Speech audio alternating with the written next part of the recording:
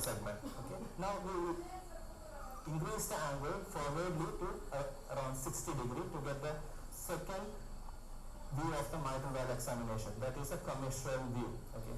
Can you increase the angle to 60 degrees, please? No, it is fortunate, no? Yeah, 60 degrees. Can you rotate? Okay. Okay. I would like to see the LV as well a little bit. Okay. So now the view is for second view of the mitral valve examination is the commercial view. Okay. So here active component of the AML is a A3 which corrected with a T3. It is a tangential view, so there is no measurement of the leaflet is not possible because it will not give an accurate value. So I would prefer not to use any measurement in this view. Okay, you can put the color again. If there is an MRG originating between the A3 and T3, you will be able to visualize. Now, can you go to the long axis view? Okay, this is a long axis view. This is a imaging plane which intersect the mitral valve apparatus and the aortic valve in mid position. Okay, so it is cutting the mitral valve apparatus exactly perpendicular. So the measurement, this view is the most important view for assessing the mitral valve, especially for all the measurements are done in this view. So now you can see the right hand side, you will see the anterior mitral leaflet, and this segment is the A2 segment. And the height of the or length of the A2 segment can be measured here, which is very important in the case of mitral repair surgery, where the surgeon is particularly interested to know what is the AML length. AML length we are measuring is the A2 segment height, and this A2 segment is correcting with the P2 segment on your left hand side. Okay, so you can see the alveoli and the aortic valve, and this is the aortomitral continuity here. Okay, so I would like to show how we measure do the measurements in this view. So yesterday I was talking about the axis. This axis becomes the highest point or highest point of the mitral annulus. So this axis is the high axis. So this is otherwise called the antero-posterior axis. So here is the anterior annulus component. This is the posterior annulus component. The axis here is the high axis, and this measurement represent around 29.3 millimeter or 2.93 centimeter. That is the antero-posterior diameter. Okay, so as I told that in the normal dimensions usually will be less than 36 millimeter in this view, antero-posterior dimension, or if anything more than 36 millimeter, or if the ratio of the anterior mitral leaflet length and the annulus diameter divided by the AML length, if the ratio crosses more than 1.3, the annulus said to be dilated. So we are measuring here is the AP diameter. Once then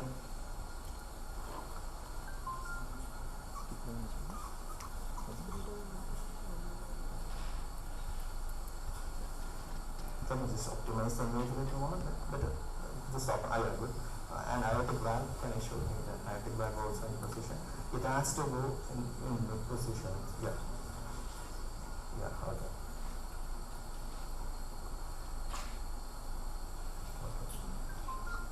Okay, so we can measure the AML length or height, which is actually the A2 segment length here.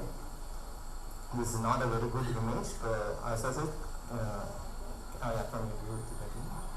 I need to see the alveoli. Yeah, that's a better view, right? Once again.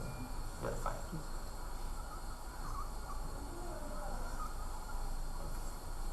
So you can measure the anterior mitral leaflet length here. It is somewhat around 26 millimeter. So we got a 29 millimeter of the annulus dimension and 26 millimeter of AML length. So AML length usually help in deciding the mitral valve range size in the case of mitral valve repair.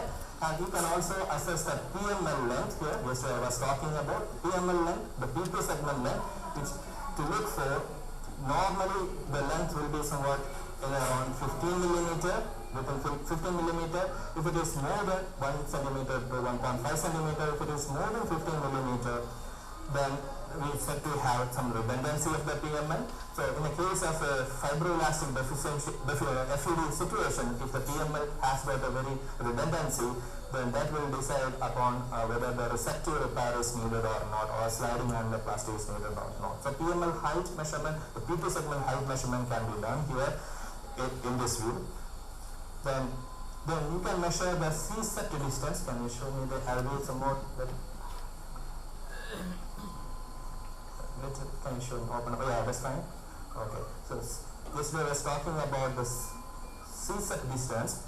C is a Cartesian point. So here this is the Cartesian area. So normally in this view the AML and PML Cartesian is somewhat posterior 1/3 of the mitral annulus area will happen. Okay, the Cartesian is towards the posteriorly. So what we are looking at here is the Cartesian point to the nearest septal distance. Okay, so if the septal distance is, if the C-set distance is less than 25 millimeter, there is a risk of SAM in mitral valve repair procedure. So it is one of the predictors of SAM potential in the case of mitral valve repair case. So this indicator also measured in the long axis view. So AML length, epidiameter, and as well as the C-set distance. So in the case of a coronary disease with the ischemic MR, again some other measurements can be done in this situation, in this view. Okay, one is the tending height and the tending volume. Okay, here in ischemic MR, what happens? There is an imbalance between tethering forces and closing forces. Closing forces is nothing but the intraventricular pressure generation. Tethering forces is the force exerted on the papillary muscle through the chordae on the leaflet. If the papillary muscle dysfunction is there because of the LV remodeling, papillary muscles are not coming to the axial position, that will cause us a tending on the leaflets. So how we can measure it? Yeah, end systole. So we have to freeze it in the end systole here.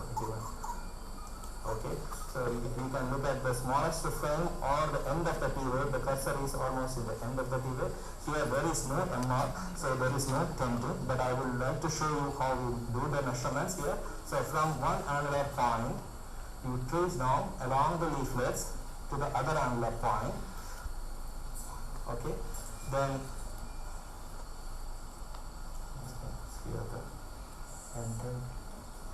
yeah. So you will get here, you can see here in the here you can get the tenting area. Actually this is an area produced by the tending or tethering of a leaflet. If it is more than 2.25 centimeter square in the case of an anterior volume or a global LV dysfunction, that will be significant. That is a predictor for failure for mitral valve repair. And tending height also you can measure from the Cartesian point to the annular plane. So if it is more than 1 centimeter, again that is a predictor for failure of a mitral valve repair. So most of the important measurements are done on this imaging plane. Okay, that is a LV long axis view. Now, pardon me? Now, okay, yeah. Now I would like to show some advantages of it. 3D images, 3D, something you are talking? Yeah, okay. In this case, the mitral valve is normal. So in the case of a mitral stenosis, okay, we have to measure the severity or degree of the mitral stenosis. First of all, we would like to see how much is the flow across the stenotic valve. So we uses the gradient measurement, peak gradient and mean gradient. For that we use a pulse continuous wave Doppler in the case of a mitral stenosis, because the velocities are usually higher, more than 1.4 meter per second. So the pulse wave Doppler in such high velocity undergoes aliasing. So continuous wave will be used for assessing the mitral stenosis situation. So we have here, you can see this is a forward flow reduction through the mitral valve. So here you can assess the peak velocities and mean gradients. So like this. Okay, so here there is no mitral stenosis. So in this case, the mitral valve is normal. RFS area is more than 1.5 centimeter. So when you do a Doppler here, it usually reflects the compliance between the LV and LA. But in the case of a stenosis, when the valve area is less than 1.5, the flow across the mitral valve can represent the valve area. So we can use the pressure half time to assess the valve area in this situation. Now, what else you can see? Okay. Now, I would like to show some of the advantages of the 3D imaging. Yesterday I was talking about. One is a simultaneous biplane imaging. Okay, so here this imaging plane is a primary image or the reference image. So I started with the 0 degree, and the secondary image will be on the 90 degree. Okay, orthogonal plane. So we'll get a 2-chamber view. So first primary image is a 4-chamber, and secondary image is the two chamber. Can you just start here just a little bit? Okay. So, okay. Can you increase the angle to 60 degree? I want to show the bicommissure image. Okay. Now this is the commissure view. So you can see both commissures here. I will put the biplane imaging here. Now you can see in the reference image which I was talking on the left hand side of the image, another secondary imaging plane appear. So this imaging plane I can shift from 0 to 180 degree.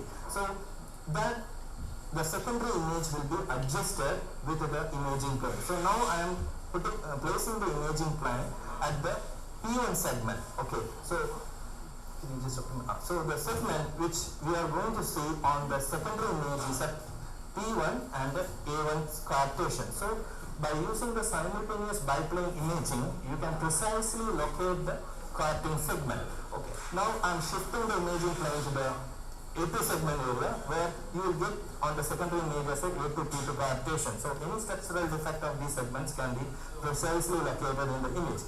Now I am shifting towards the P3 segment, you will be able to see the A3 P2 cartation. Same ways you can put the color Doppler and you can assess exact location or origin of the emergent appearance. This is one of the advantage utility of using simultaneous biplane imaging in mitral valve examination. Now, can you please go back to the first chamber view? So, in generally, we use especially in mitral valve repair procedures, 3D examination is very important because it has improved spatial resolution. You can identify the anatomy, morphology of valve very clearly, and most important is that yesterday I was telling about the surgical orientation as what is the difference between the TOE orientation. So in surgeons, when they see surgical view, the image we produced in 2D is 180 degree reverse. So there can be some difficulty in interpreting and communicating those views to the surgeon. So one of the advantages of the 3D imaging that you can actually, I'm just putting 3D zoom modality from the 0 degree. Okay, so I'm just adjusting the color box to include the mitral valve. And can you reduce the gain how I did a little bit. This again, okay. So I'm just adjusting the gain first, okay. Now this is the TE orientation of the image what you will see, but we can actually rotate the image in such a way that how the surgeons will visualize the mitral valve after opening the LA. So you can actually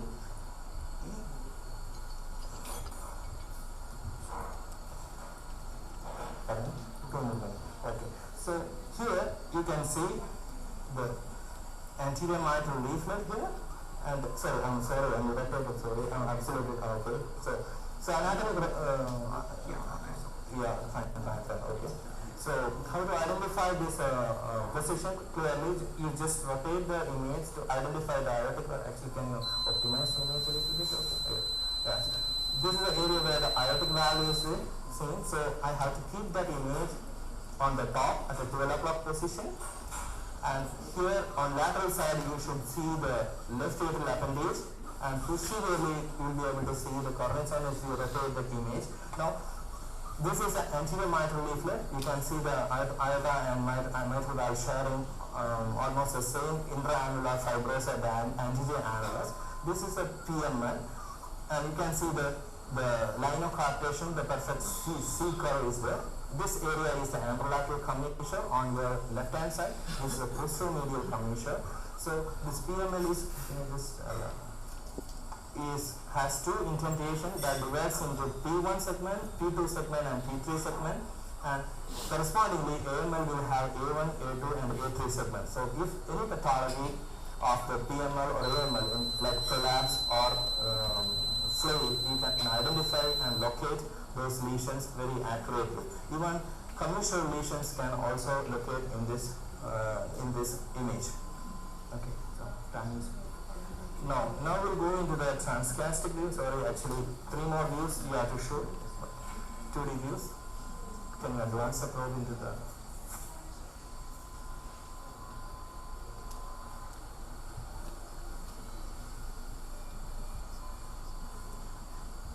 advance the probe inside? No, it is still in the isolatus.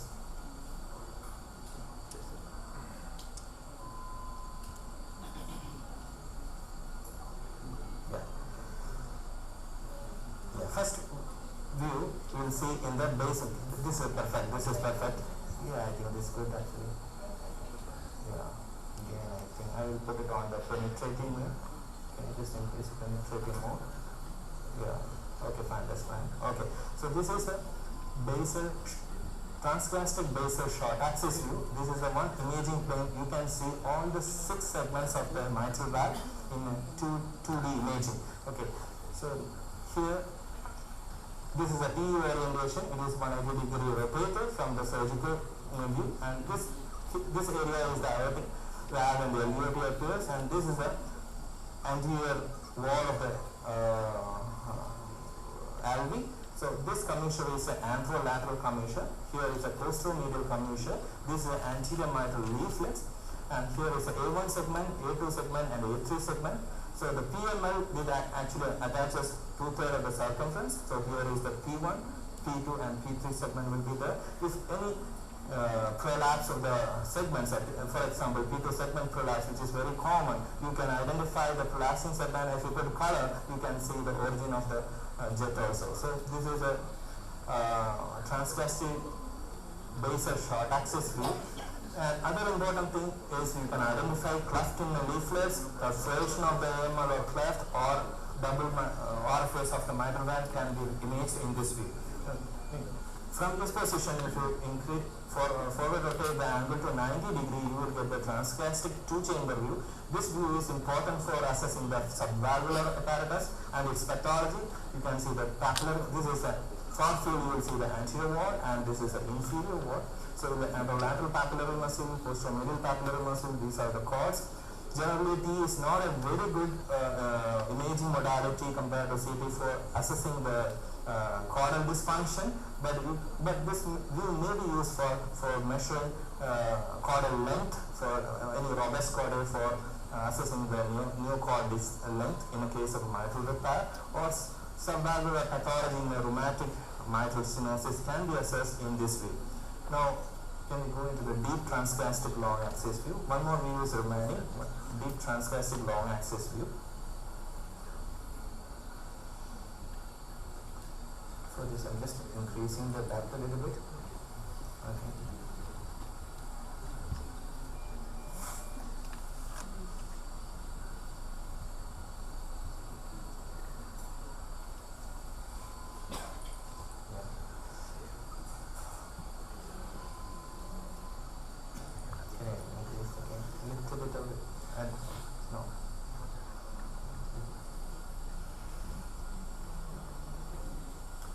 We are getting, actually this is a deep transclastic long axis view where you will see the aortic valve ideally should be in the midline, but we are more interested in the mitral valve.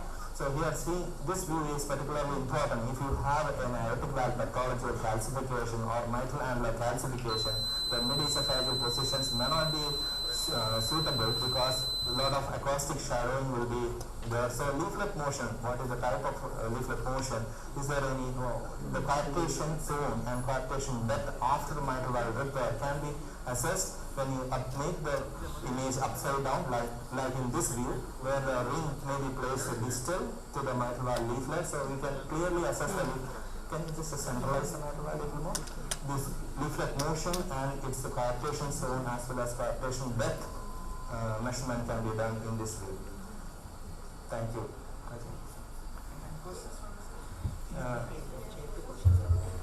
think time is over. Time is over now.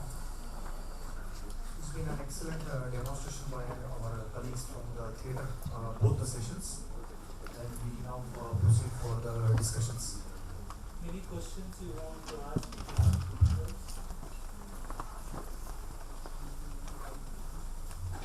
Any questions? Any questions on comprehensive use and mitral valve? I just want to let you all know when they did the continuous wave across the mitral valve for calculation of the pressure gradient, it should involve both E and the A wave. Because of time pressure, they just have to quickly show you where it is, but both the E and the A waves are taken into account, not just the E wave. Okay. Can you repeat again what are the ideal views to measure the gradient across the aortic valve and mitral valve? Yes. Ideal views to measure the gradient across the aortic valves and mitral valves. Gradient views. Okay. So first is across a mitral valve, say supporting mitral stenosis or anything, you do the continuous in the mid-esophageal 4-chamber view. That's, you get the Doppler wave in perfect alignment, alright? And you could also go in for the mid-esophageal 2-chamber where you get a good alignment, alright? With the aortic valve, you got the deep transgastric view at either at 0 degrees or when you rotate forward to about 90 to 110 deep transgastric long axis view of the aortic valve. So those are the best times. In aortic valve, please remember that the best trace and the biggest, the worst gradient that it give, that's the one you take. So you got, say, supposing 2 different traces, one smaller, one bigger, take the biggest one. Okay. Prior to measuring any spectral, whether it is pulse wave or in particular continuous wave, please place the color Doppler box onto it, identify the maximum area of turbulence, and then place the Doppler beam in that area of maximum turbulence. Alright. And most importantly, I know that we did say this and many of the speakers did say that yesterday too. Most importantly, assessment of any valve should commence with 2D examination of the valve. Don't forget the 6 things: coarctation, thickening, calcification, prolapse, fluid, vegetations, or any masses. Alright? Then look for the secondary effects of that lesion, whether it is stenosis, regurgitation, what are the other chambers that are affected on a 2D, like whether LV hypertrophy or dilatation, LA hypertrophy, dilatation, ascending aorta, or the right ventricle dilatation. And then go on to examine the color Doppler. Don't forget, again in color Doppler, 3 things as soon as you place. One is the size of the box. It should encompass the annulus of that particular valve you are examining, right? Then the location of the box, 2/3 of the box, color box, should be in the regurgitant chamber and 1/3 in the forward flow chamber, right? And the third thing, always look at the scale, color scale. 50, the recommendation is 50 to 65. I tend to always go around 60.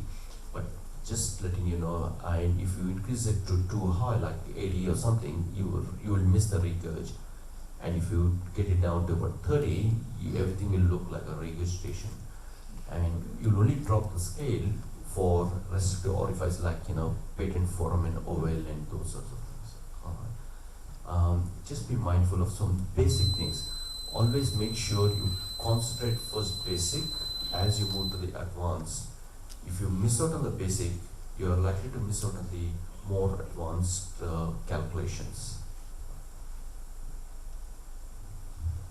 Do remember to look for the spectral Doppler. Make sure that your alignment is appropriate. Like for example, the first session, transgastric long axis view, which was taken at 125 degrees for the aortic valve, the alignment was very beautiful. So same thing, just keep an eye that you are not very straightway perpendicular, or you are not somewhere in between 0 and 90 degrees also. Especially for doing the deep transgastric view, when initially